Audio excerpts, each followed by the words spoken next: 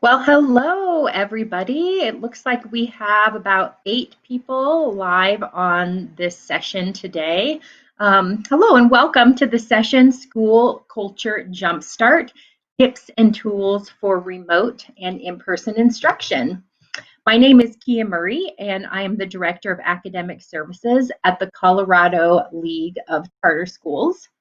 As the charter support organization for the state of Colorado, we support over 260 schools in urban, suburban, and rural settings.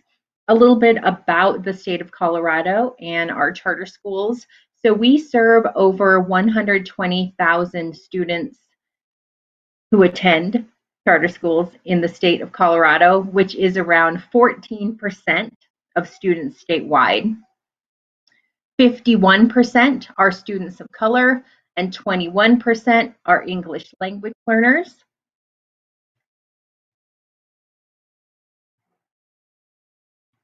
Hi, Sony. I see your comment about audio, and it looks like I have the audio turned on.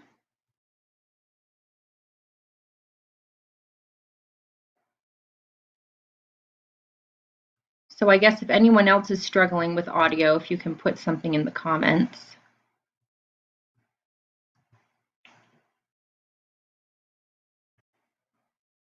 All right, hopefully it's working. This is a new platform for me and probably for you too. So back to some facts about charter schools in Colorado. We're also proud to say that Colorado charter school law ranks number 2 in the nation. So that's a little bit about me. And oh, great, you can hear me. Thank you, Melissa, and glad you guys are using the chat. Let's go ahead and continue with that chat. I would love if you could introduce yourself in the chat. Your name will automatically appear, but if you can let us know the school that you are from or the organization. And then if you are from a school, I'm curious to know what model for returning to school are you currently in? As we know, the COVID-19 pandemic is different all across the state and is kind of ramping up, unfortunately, but are you all in person? Are you all remote? Are you blended? A certain percentage of students in person, certain percentage remote. I really hope that today's session can be interactive. So I'm hoping that we can use that chat to participate. So go ahead and put something in the chat. Where are you from and what model of instructional delivery are you currently in?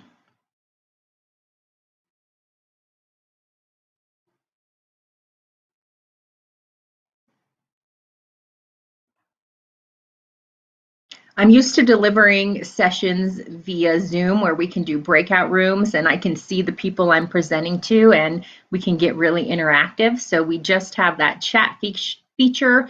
So I'm hoping that you guys will help interact with the chat today.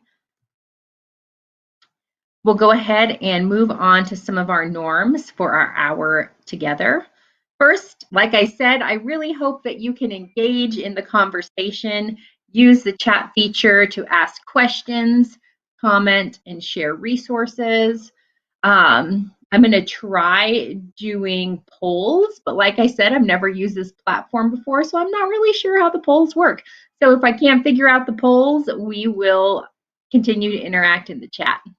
Also, as you're sharing, be vulnerable. This is a challenging time for all of us. So don't hesitate to just share what's on your mind and on your heart. And then lastly, I hope you learn something new and have fun.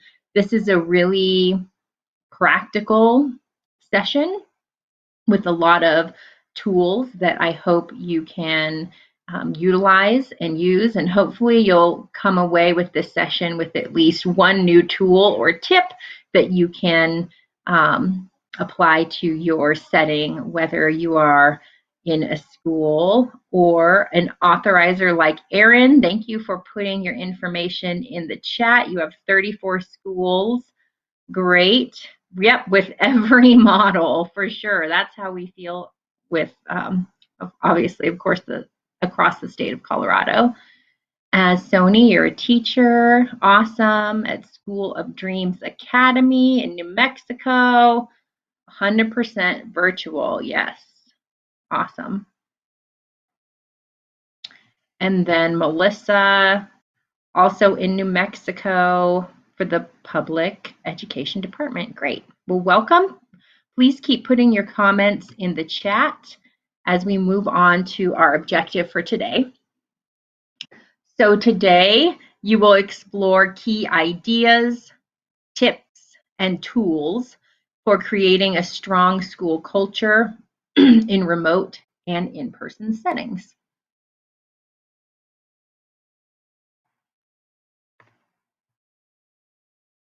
So here's our agenda for our hour together. We'll begin with an overview of culture and then move into discussing 4 focus areas related to culture: assessing culture, creating a welcoming environment, building relational trust, and then inclusive communities.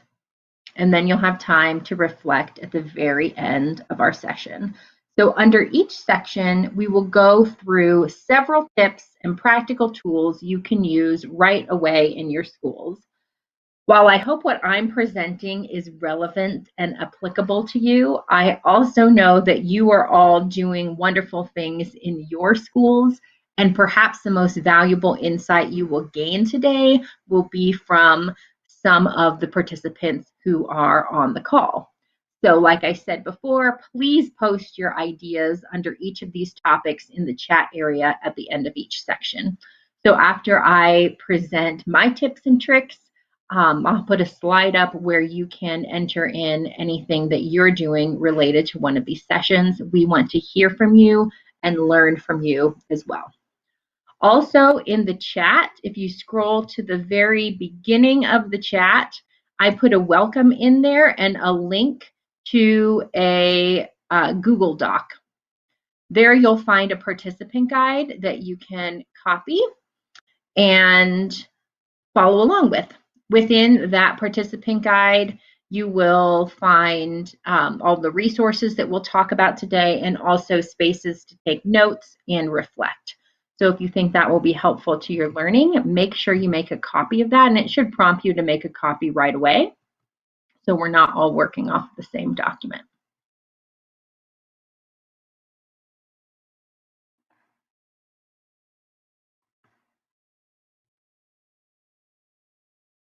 So let's start with a little culture check-in.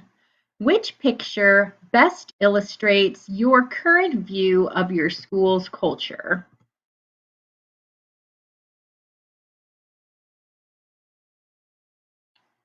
And if you can access that in the polls, you can answer in your polls. But again, I'm not really sure. I'm not seeing how to launch a poll similar to Zoom.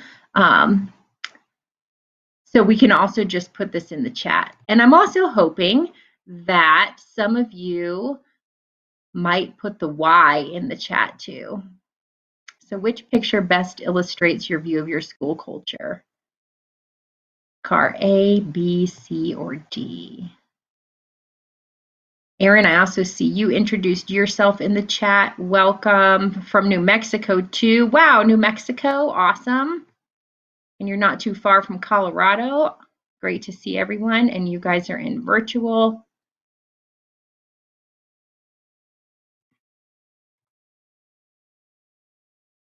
Hi, Chris from Colorado. Great to see you.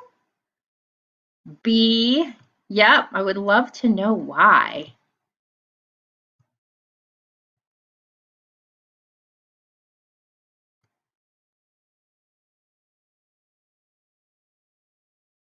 All right, we're going to move on, and then if we have some more reflections in the chat, we can come back to that too. So these 2 quotes come from the Shaping School Culture Fieldbook by Peterson and Deal. And as I read them, again in the chat, please post any words that pop out to you. So where does culture come from?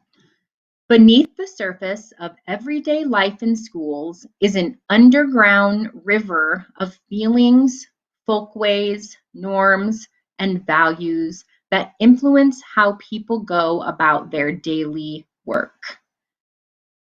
And the second quote, it is built up as people solve problems, cope with tragedies, and celebrate successes, and is manifested in people's patterns of behavior, mental maps, and social norms.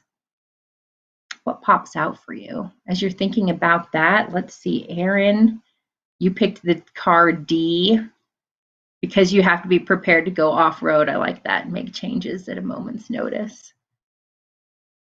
Also some B cars, yeah. Got to get everyone on that bus, right? Everyone moving in the same direction. Cool. Well, what words pop out to you here? Underground, yeah, I like that. Sometimes the culture we state on the surface is not really the culture that is existing within our schools and in our buildings. Sometimes that's underground. I first did this presentation pre-COVID, and that second quote I always had in this slide deck, but I really just thought, of course, it's appropriate now. We have the opportunity to build a stronger culture because we really are solving problems, coping with tragedies, and celebrating successes. Yeah, Melissa, norms, thank you. Yep. And sometimes we have those unstated norms. Again, that kind of goes with underground. So our stated norms can be very different than the actual or unstated norms. So it's important to kind of do some digging deeper into what those unstated norms are. Personalized, thank you, Wayne. Oh, I love how much everyone's participating beneath the surface. Yeah, great. So why is culture important? So again, this is from that school culture field book, the same resource. A school's culture sharpens the focus of daily behavior and increases attention on what is important. So if your school culture is highlighting that athletics, then we know that that's what's important for that school. Also, a school's culture builds commitment to and identification with core values. A positive school culture amplifies motivation, and a positive school culture improves school effectiveness and productivity. Yes, so true, Chris. We have to be intentional about the culture we build. Yeah. So if you're taking notes, you might find a little fill in the blank that matches the slide in your participant guide. But let's go on to our first section, which is on assessing culture.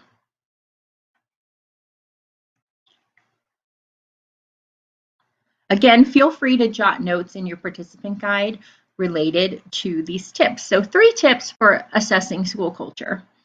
First, assess school culture in a variety of ways: focus groups, observational methods, interviews, town hall discussions, study circles, participatory action research, student discipline data, surveys. I'm sure you're already doing so many of these things.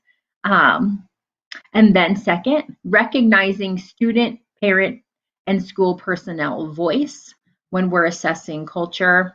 And then finally, work with all stakeholders to understand school climate findings, dig deeper, prioritize goals, and create an action plan.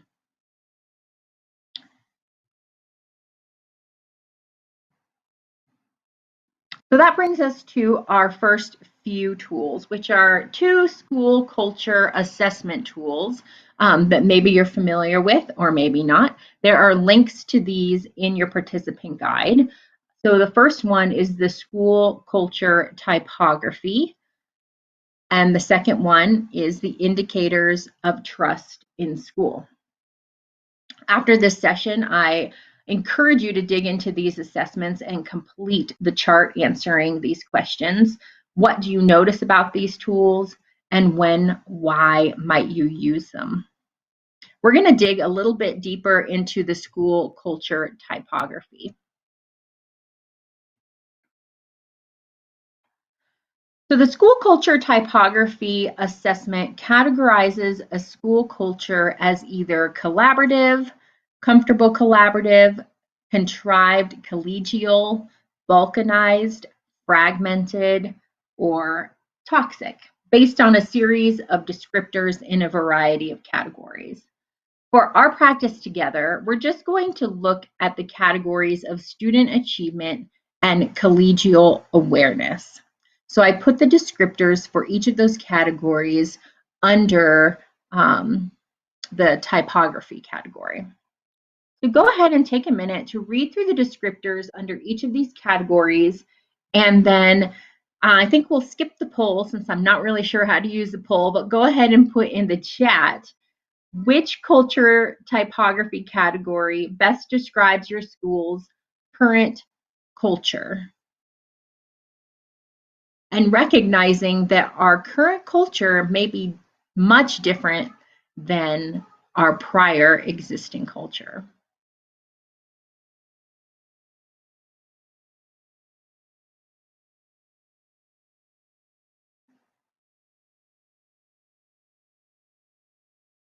I hope we're not seeing many toxic, but a lot of times when I have school personnel take this, it's difficult to fall into that number one category of collaborative.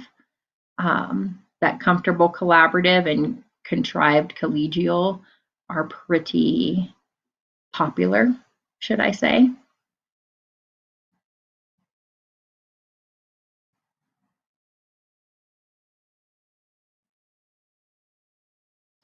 So I highly encourage you to take the full survey, which you can find linked in your participant guide.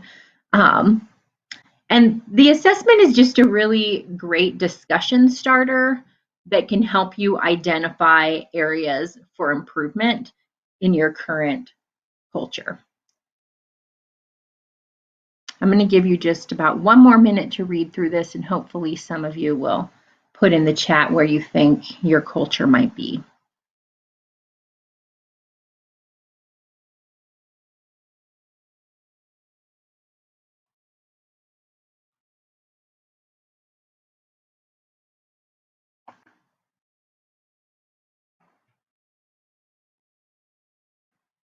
So hopefully you're just typing away and the chats will pop up as we go on to our next tool.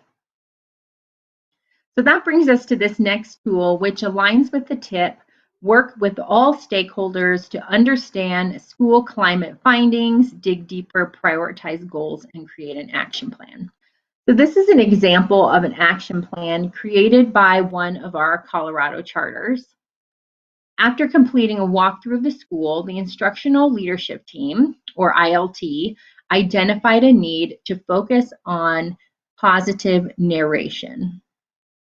Then they created a SMART goal, which is by December 15th, positive narration that conveys belief in students will be observed in 100% of classrooms during classrooms observations. And the baseline was 62%. Then they created interim measures. So they were going to complete monthly walkthroughs. And by October 15th, they hope to see positive narration in 75% of classrooms, 85% by November 15th. And specific action steps. The Culture and Climate Committee was going to create a rubric that defines positive narration. The Culture and Climate Committee will train teachers on positive narration through video examples and role playing. And at this school, the Culture and Climate Committee is composed of the assistant principal and teacher leaders. So these were teachers who were creating a rubric and teachers who were leading the professional development on positive narration. And then the final action step is that the instructional leadership team provided feedback and coaching to teachers on positive narration. This was the focus for that month. And then teachers not exhibiting proficiency by November 15th received additional professional development and coaching. So every Monday, for teachers not meeting whatever the stated goal was, they would hold practice clinics, which were additional professional development opportunities and real-time coaching in this target area, which is positive narration. And here's an example of the positive narration rubric that the culture committee created. I'll give you a minute to look over that. Hi, Justin. Yep, where is the survey located? So at the very beginning of the chat, and I'll repost it, there is a link to a Google Doc. Hopefully I can copy this. Putting it in again, where you'll find the link to all the resources.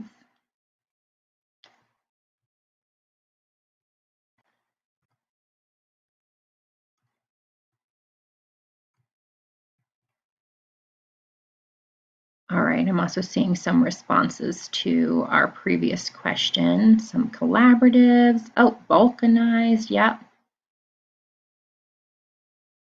And like I said, it's just a great discussion starter. No one's going to go around saying, oh, we're a balkanized group of staff, but it's a great discussion starter and a great place to begin to then set goals. So the purpose of this tool is just to highlight the importance of elevating culture goals just as we elevate our academic goals. So this process of goal setting probably isn't new to any of you, but perhaps it is to set really clear, specific goals around culture action steps. Because that's how we're going to, one of the ways that we will improve our school's culture. And that brings us to our first key idea. Again, if you want to write this down in your participant guide, you're welcome to. But knowing the type of school culture you have will help you plan for the one you want. So we have to start with the reality of where we are now before we can make any progress and growth for the future. So these tools and assessments will help us plan for the culture that we want.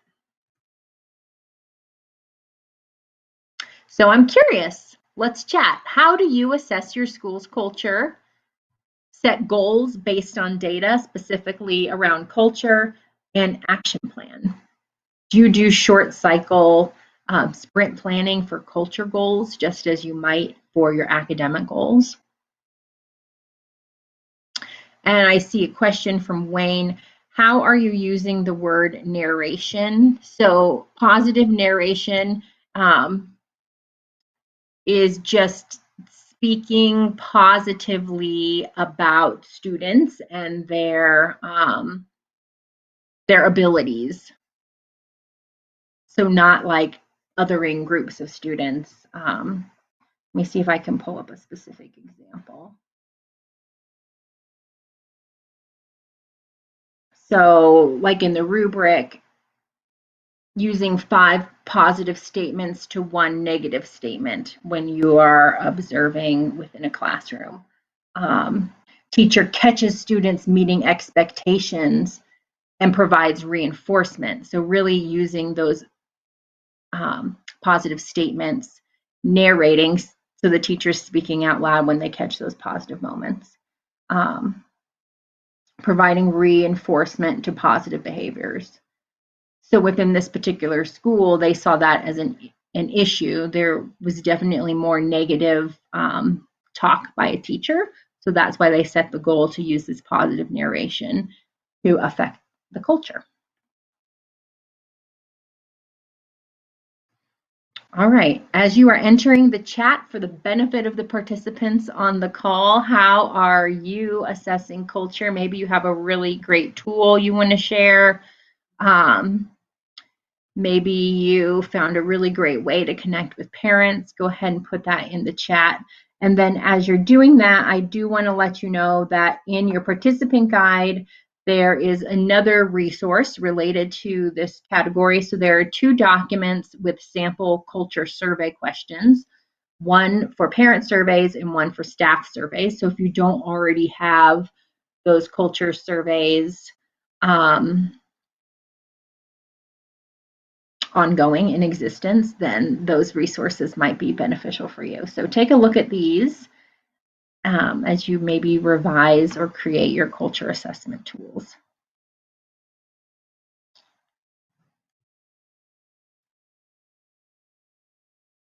Awesome. Use feedback from surveys that are developed by our accrediting agency. Okay, yeah.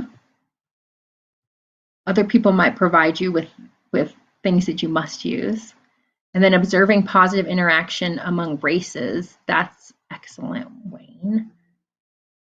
And then that, I'm assuming, drives action or professional development or instruction for students. So let's move on to our next section, which is around creating a welcoming environment.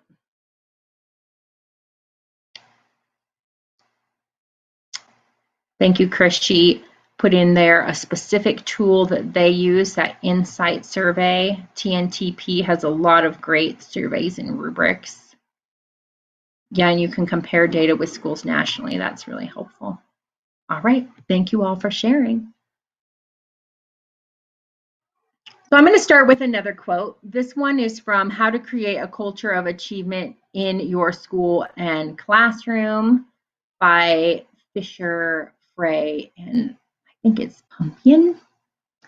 And I often reflected on this quote when I was a building principal, not in pandemic times, but now that school looks so different, our ideas on a welcoming environment may have to shift or expand. So the quote is, can our school be so welcoming, so inviting, and so comfortable that every person who walks through our doors believes they are about to have an amazing experience?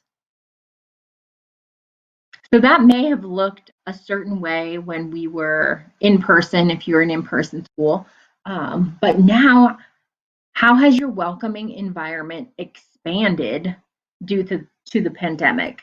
So even if you're in person and students and staff are able to come to school, at a lot of schools, parents and community members can't enter the building. And so that welcoming environment for parents looks a lot different. It may just be through a virtual platform. So how has that shifted in our minds? How can we be so welcoming that as soon as you enter or as soon as you turn on that Zoom or that Google Meets or open your Canvas, that teachers or students or parents know they're about to have an amazing experience? And then also think about your mission statement. So when you're reflecting on creating that amazing experience in this new setting, what components of your mission define the culture of your school? And in your current setting, what does that ideally look like, sound like, and feel like?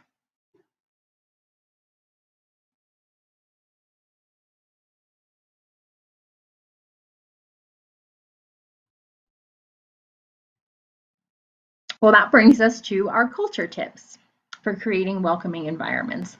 So tip 1 is to create memorable experiences for all. As we know, as charter leaders, experience drives choice. So for example, my husband and I have this favorite Mexican restaurant that we love to go to.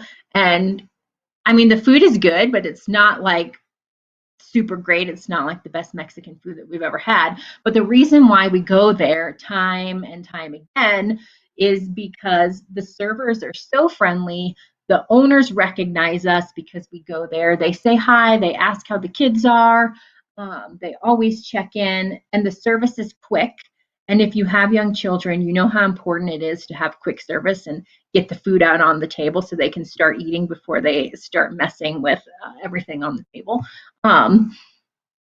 And so it's that experience that is the reason why we keep coming back to that particular restaurant. So we want to make sure we're creating memorable experiences for all within our schools. So remembering experience drives choice and drives enrollment. And for many students, choice begins when they wake up each day. So depending on the age of the students you serve, some decide each day when they wake up if they're going to go to school or if they're going to turn on the Zoom. All decide how they will engage with school. How can you create an environment where your students wake up excited for the school day ahead or for an upcoming project, or maybe you have a virtual field trip or a guest speaker or virtual social event? And then tip 2, welcome those who are not there. So students with chronic attendance problems or struggling to engage online often miss out on the culture we're trying to achieve or on these culture building activities that we are putting out there because they're not there. So they're not benefiting from all that we're doing to try to engage them if they're not showing up. So what are you doing to engage with these students who are not there? At my previous school, again, pre-pandemic times, we would send handwritten cards to students who were out for an extended time, letting them know that we missed them. Some schools have a person dedicated to student engagement who makes phone calls when students are absent or not engaging. If a student or staff member is on quarantine, how will you let them know that the school cares about them? Are you sending care packages to your staff if they have to be home? Are you doing phone calls for students? I would love to see in the chat what creative ways you are engaging with people who aren't there, who aren't in attendance. So tip 3, build welcoming routines that everyone knows and can follow. Consider creating a script for staff. Routines can include how to answer the school phone, how to direct students and parents to technical assistance with their online learning, how to greet students in the classroom if you're able to be in person, or how to start your virtual class so that it starts with some welcoming culture building activity.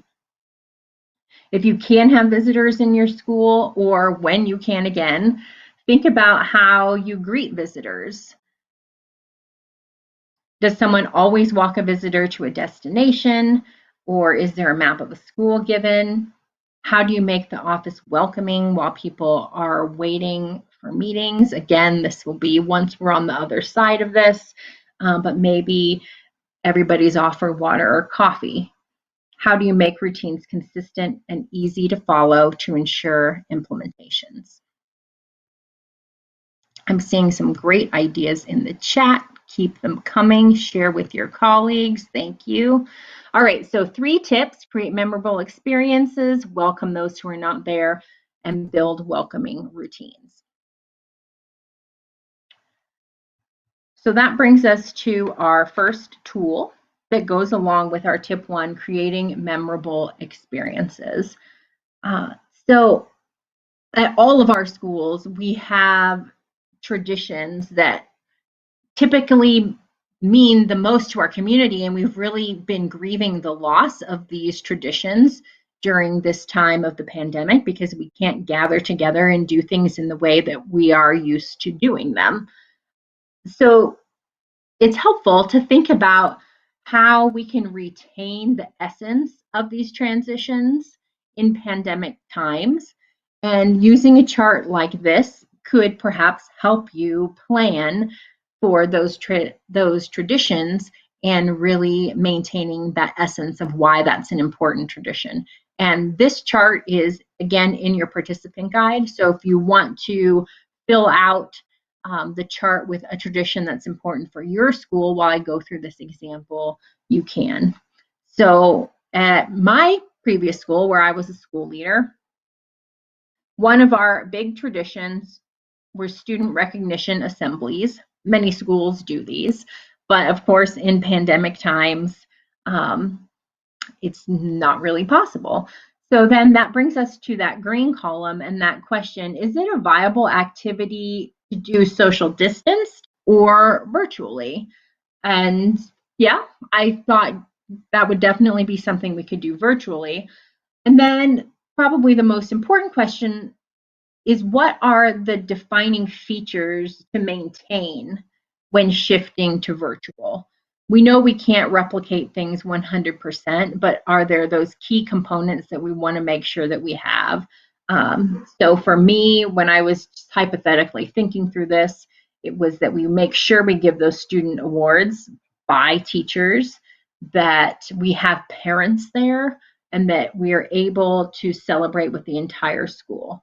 So then we can create that action plan. So what's the who, when, and how we're going to accomplish this tradition in this virtual setting. And you can go ahead and read through that at your leisure. But really thinking about, month to month, what are those things that we really looked forward to as a school community, and how can we transfer those traditions to our now virtual or socially distant reality.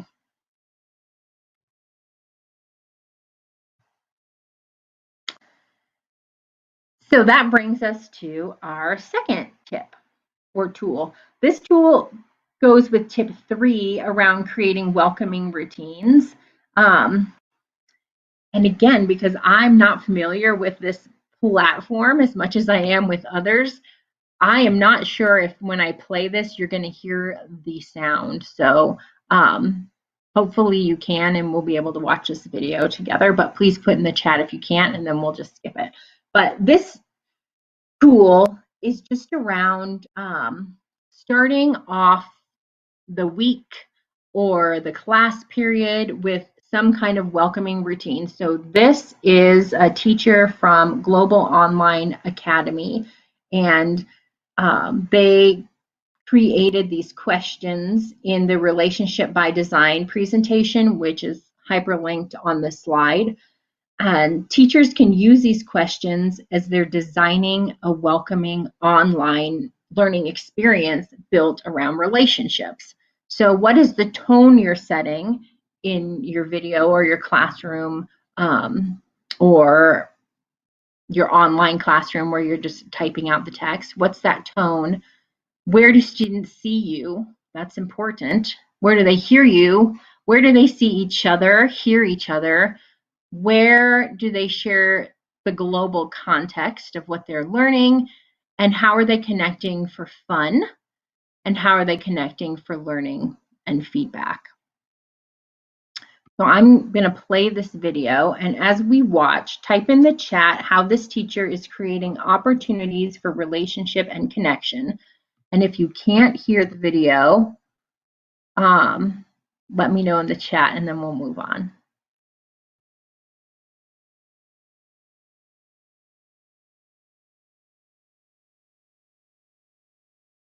It looks promising.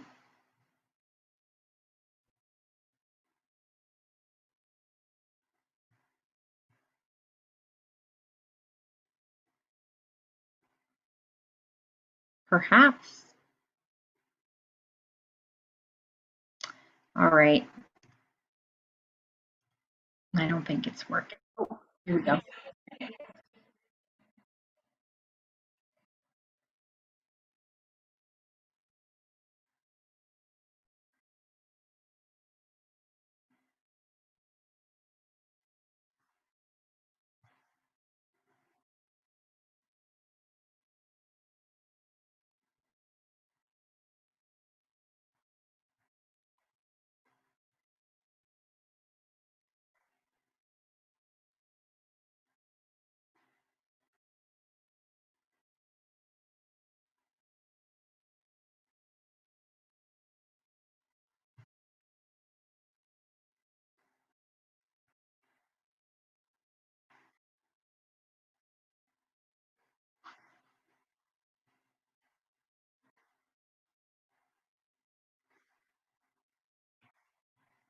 Okay, I'm hearing no sound. Bummer. Okay, so we will just move on. Thank you, guys. So within that video, the teacher is talking about, she talks a little bit about what she was doing that week, and this was a video at the beginning of each week. She sent out one of these videos, and then she then connects the assignment to something she did in her life, and then at the end, she asks students, so tell me about, it's talking about positive psychology. Tell me about, now I wish I watched the video most recently because now I can't remember, but she has her students respond to her with something positive connecting to their life at the end of the video. So not only is that building connection, but it's also making sure that they watch the whole video. They have to watch the introduction video to then get that connection assignment at the end. So it kind of serves two purposes. But just think about in those questions and when you're observing your teachers, how they're creating welcoming environments on a weekly and daily basis. So thank you for your patience. It's good to know that sound doesn't work with videos in this platform. So anyway, that brings us to our key idea number 2. A welcoming environment fosters a sense of belonging that leads to committed staff, committed teaching, and committed learning from our students. A welcoming environment fosters a sense of belonging that leads to committed teaching for our staff and learning for our students.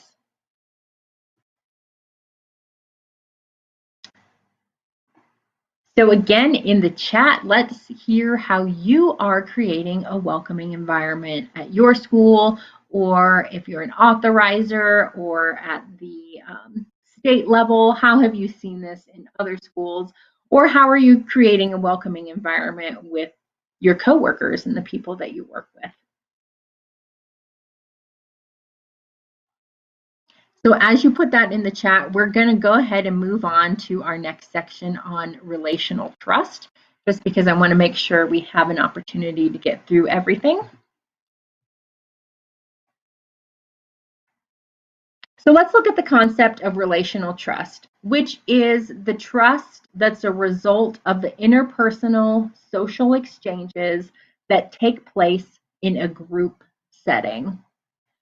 Researchers Brick and Schneider found that when there is high levels of relational trust among staff and between staff and parents, that students thrive.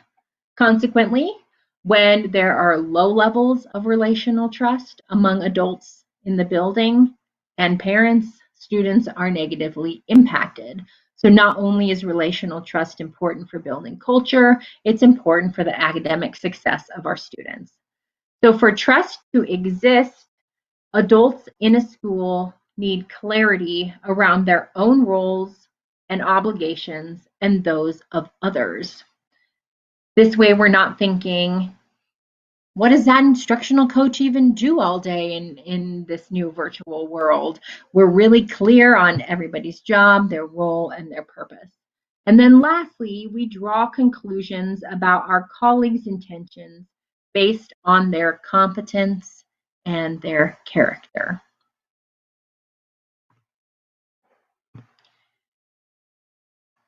So in the chat, I would love to know which of the following statements are true for your school. And again, since we can't do a poll, we'll just go ahead and put this in the chat. So since the pandemic, have your teacher and staff roles changed? Have teacher and staff schedules changed? Have teacher and staff expectations changed?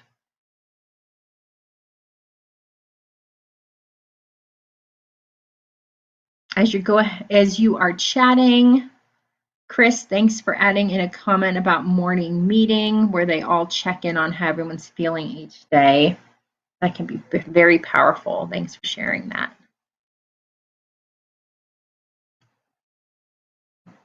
So I'm going to make the assumption that for most of us, A, B, and C are true because the look of school is a lot different for most of our schools. The roles have changed, schedules have changed, staff expectations have changed. And that brings us to our 3 culture tips. So again, with high relational trust among adults, students thrive.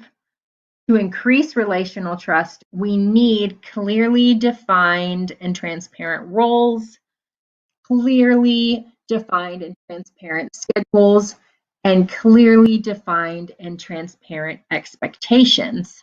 Yes, Chris, I see A, B, and C. That's what I thought. Yeah, teacher staff expectations have changed. Yeah, thank you so much, Shirlene, for commenting. Yeah, A, B, and C for sure. So right now we might be in situations where our relational trust is suffering.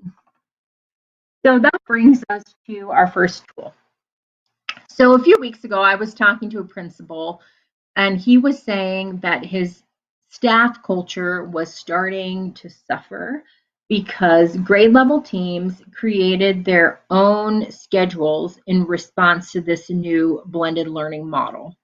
So he gave up some of the power to the teachers, which is great. They had decision-making authority over their own schedules.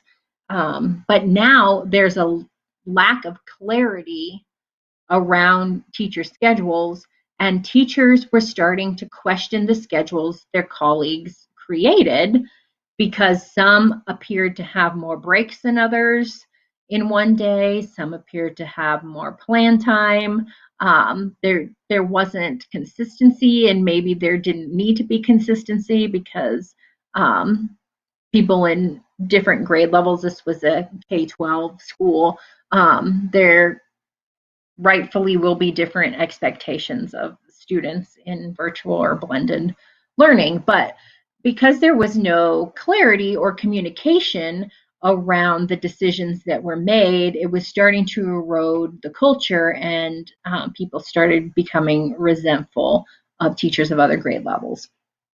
So one tool could be to create something similar to this.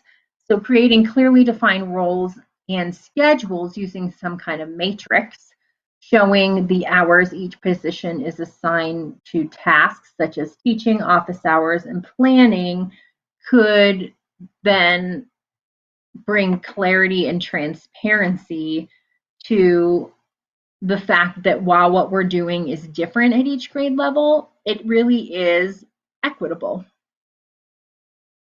So I created 2 rows for each position in this example, one for in-person instruction and one for remote instruction. And then you can make something like this available to staff, again, to increase transparency. And it also may help you as a school leader identify if there are areas of inequity and correct those prior to publishing the matrix. And just knowing that everybody's roles and responsibilities are different. So for example, in this high school columns, this teacher is the department chair, and that requires some extra effort. So it may look like they're teaching fewer classes, but they have more responsibility. So creating something like this could be helpful.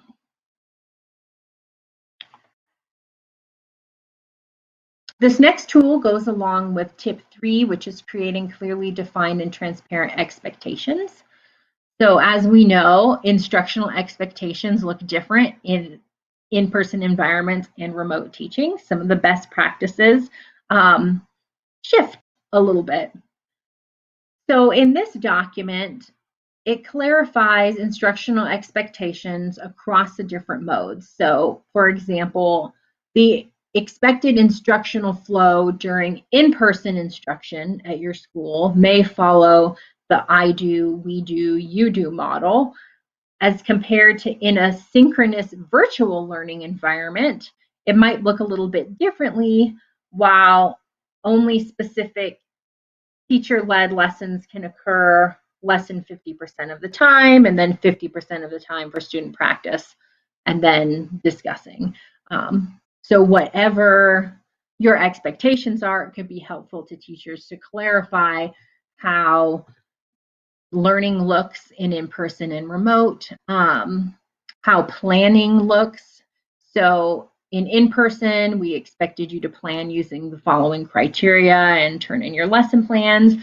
Maybe in remote instruction, we just want to see your lesson flow in your Google Classroom or on your Canvas and not turn in lesson plans. So how is that different? Being really clear and transparent about those expectations. And that brings us to key idea number 3. Adult culture and trust directly influence student success. Not rocket science, right? Adult culture and trust directly influence student success, but that really does emphasize how important it is to focus on culture. So again, let's chat. Let's see how some of you are fostering relational trust among adults in your building. While you're typing your answers in the chat, you have another resource in your participant guide related to relational trust, and that's a relational trust survey that you can administer with your staff to see how everyone's feeling with relational trust among colleagues. All right, we only have 8 minutes and one more section to get through. So please go ahead and put your ideas in your chat, and we're going to move right along to building inclusive communities.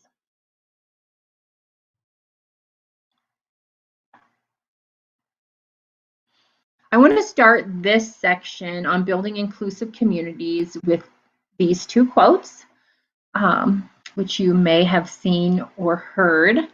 Diversity is being invited to the party, inclusion is being asked to dance, and belonging is dancing like no one is watching. And another way to reframe that is in that second quote, diversity is having a seat at the table, inclusion is having a voice, and belonging is having that voice be heard. What do these 2 quotes bring up for you? Can you think of a time when you were included but did not belong? And how might that experience contrast to a time where you totally felt like you were belonging and you were asked to dance and your voice was heard? How are you creating a community where diversity, inclusion, and belonging are valued at your school? So I was talking to another school leader last week, and she was saying that her school's culture has traditionally been really strong. It's been a pride point of hers. But since COVID, there is now this decisiveness among staff based on their views around COVID. So staff are forming cliques of like-minded staff. And she's concerned that this is going to take a long time to recover from this decline in culture. And there are definitely 2 separate voices in this argument around COVID, however you want to frame that. So thinking, my question to her was, how can you value the voices that are coming to the table and making sure everyone feels heard and valued? And that's definitely a tricky situation for sure. So here are a few tips related to that. First, create systems for decision making that encourage multiple contributors to think creatively and innovatively. Inclusive teams increase innovation, performance, and empathy. An inclusive decision is always a better decision because the team can view solutions from multiple perspectives. Tip 2, create structures for appreciating everyone's work, skills, and contributions. And I also encourage you to think about the kinds of work, skills, and contributions that you're recognizing and examine if those practices are inclusive. So within our society, we often place value on certain characteristics. Sometimes that's extroverts get valued a little bit more than introverts. Type A personalities may get valued more in your organization because maybe they're super driven, as opposed to valuing the more random global thinkers that provide value to decisions as well. So think about how you can appreciate everyone's work skills and contributions and what you are valuing and recognizing. And then finally, create space for learning and reflection. Learn about each other as a staff, learn about different perspectives and viewpoints, learn about diversity, equity, and inclusion, and then reflect on your learning and reflect on the state of education and reflect on your accomplishments and reflect on your failings. There's just so much we can learn from the past. So our first tool, and I'm going to talk kind of quickly, goes with tip 1, creating systems for decision making that encourage multiple contributors to think creatively about innovation. When you think about decision making, how are you creating inclusive structures that get various voices at the table? Using something like the decision making authority model could help ensure multiple perspectives are at the table and help clarify what everyone's role is in the decision-making process. And you have a template like this within your participant guide. So it defines who's kind of responsible, that project manager. Again, who's responsible for the decision and the work that is to be done around that decision. Who is the accountable person? Who are those people who are consulted? We ask for their input and their advice. And then who is informed? Who are the people that need to know once a decision is made? So there are lots of different decision-making frameworks out there. This is just one of them. And then when you're creating inclusive decision-making structures, I just want to note how important it is to define how the ultimate decision will be made, right? There's nothing worse than being asked to contribute to a decision and then somebody else just makes the decision and you thought that you were going to be part of the decision, but you weren't, because that process was not clarified up front. So if you are making a decision based on consensus where everyone comes to a decision that they can live with, then let people know that. Are you using multi-voting, where you priority rank a list of options and vote with check marks or stickers? Are you using majority voting? We're all pretty familiar with that. Majority wins. Or will it be a unilateral decision where one person is getting input and advice, but only one person is making the ultimate decision?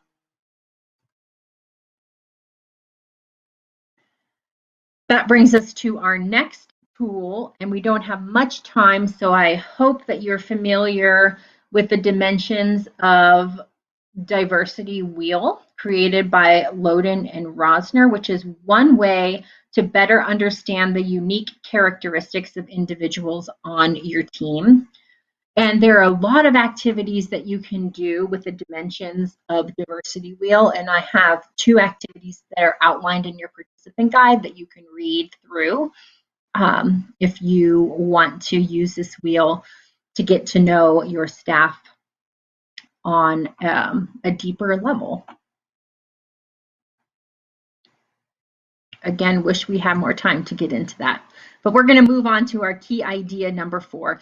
Inclusive communities lead to an increase in innovation, performance, and empathy.